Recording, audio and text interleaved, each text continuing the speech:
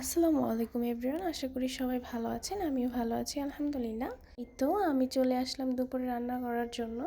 তো এখানে দেখুন সুন্দর করে ইলিশ মাছটা কেটে ধুয়ে নিয়েছি, আর এখানে চিংড়ি মাছগুলো কেটে ধুয়ে এখানে হলুদ মরিচ দিয়ে মাখিয়ে নিচ্ছি। আর আজকে রান্না করব ইলিশ মাছ দিয়ে কাঁচকলা, আর এখানে চিংড়ি মাছ ভুনা করব। তো এই যে দেখুন এখানে সুন্দর করে খুব ভালো করে আমি চিংড়ি মাছের মধ্যে হলুদ মরিচ দিয়ে মাখিয়ে নিয়েছি। এখন আমি এই চিংড়ি মাছগুলো ভেজে নেব। আর এই যে এখানে পেঁয়াজ আর রসুন কেটে নিয়েছি, এই যে দেখুন কাঁচকলাগুলো কেটে ধুয়ে নিয়েছি।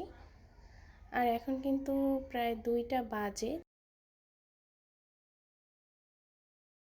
আর আমি সবসময় এভাবেই রান্না করি, চিংড়ি মাছ ভেজে রান্না করলেই আমার কাছে খুব ভালো লাগে।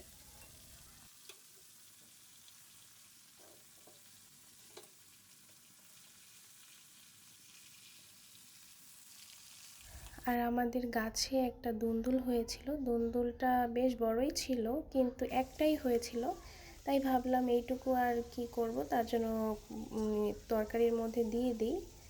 তো এইটাও কেটে নিয়েছি, দেখুন কতটা সুন্দর লাগছে, গাছের একদম তাজা ফ্রেশ একটা সবজি। এই তো এইটুকু দিয়ে আজকে ইলিশ মাছ দিয়ে রান্না করব।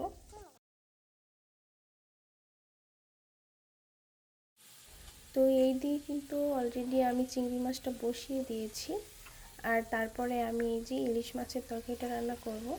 আর এই যে দেখতে পাচ্ছেন এখানে এটা কিন্তু গরুর মাংসের তেল।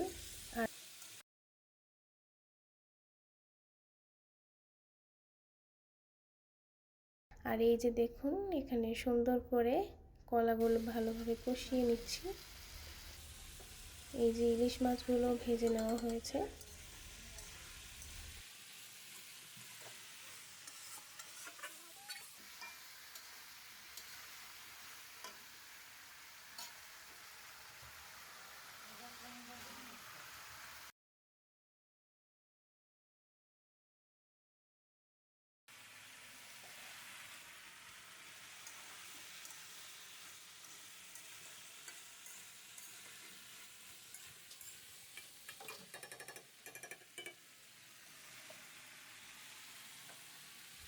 এই যে দেখুন আমার রান্নাটা কিন্তু প্রায় কমপ্লিট। তো আমার রান্নাটা যদি আপনাদের ভালো লেগে থাকে তাহলে প্লিজ আমার চ্যানেলটা একটু ফলো দিয়ে দেবেন আর আমার পাশে থাকবেন। আজ এই পর্যন্তই, আল্লাহ হাফেজ।